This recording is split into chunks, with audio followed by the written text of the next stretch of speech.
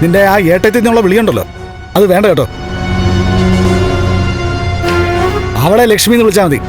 അതിപ്പോ ഏട്ടന്റെ മുന്നിൽ വെച്ച് അങ്ങനെ വിളിച്ച ഏട്ടനെ ഭയങ്കര പേടിയാ, വലിയ ഭയഭക്തി ബഹുമാനോ. പിന്നെ അവളുടെ പേര് വിളിച്ചു കഴിഞ്ഞാ ആകാശം ഇടിഞ്ഞു വീഴുമല്ലോ. ഉണ്ണിയേട്ടന്റെ ഈ സ്വഭാവം എനിക്കിഷ്ടപ്പെടാത്ത. പോട്ടെ മോളെ, ഇനിയിപ്പോ ആരെയും പണക്കാതെ മോള് ലക്ഷ്മിയെ കരയിച്ചുകൊണ്ടേയിരിക്കണം.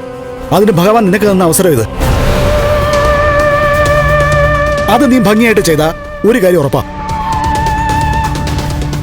എന്നെങ്കിലും ഒരു ദിവസം അമ്മയാവാനുള്ള ആഗ്രഹം കൊണ്ട് അവള് കണ്ണനെ കളഞ്ഞിട്ട് പോയിരിക്കും. ഇപ്പൊ തന്നെ കണ്ണേട്ടനെ ഓഫീസിൽ സ്റ്റാഫിന് വെച്ചിട്ടുണ്ട്. അവനൊപ്പം ഏത് നേരം ഒരു ചുറ്റല. കണ്ടോ, ഇപ്പോഴേ അവക്ക് ചാട്ടം തുടങ്ങി. ഇനി ഓരോ ദിവസം കഴിയുന്നവരും അത് കൂടിയേ വരത്തുള്ളൂ.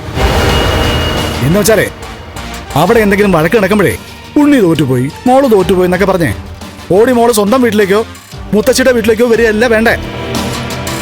അതിനു പകരം അവിടെ നിന്നുകൊണ്ട് അവളെ ഓടിക്കണം. മോളെ, ഒരിക്കലും തിരിച്ചു വരാത്ത രീതിയിൽ അവളെ ആ വീട്ടിൽ ഇത് പുറത്താക്കണം. പിന്നെ ലക്ഷ്മി എന്ന ശല്യം നിനക്കുണ്ടാവില്ല. അവളെ ഉയർത്തി കാണിച്ചുകൊണ്ട് കണ്ണൻ നിന്നെ വെല്ലുവിളിക്കൂല.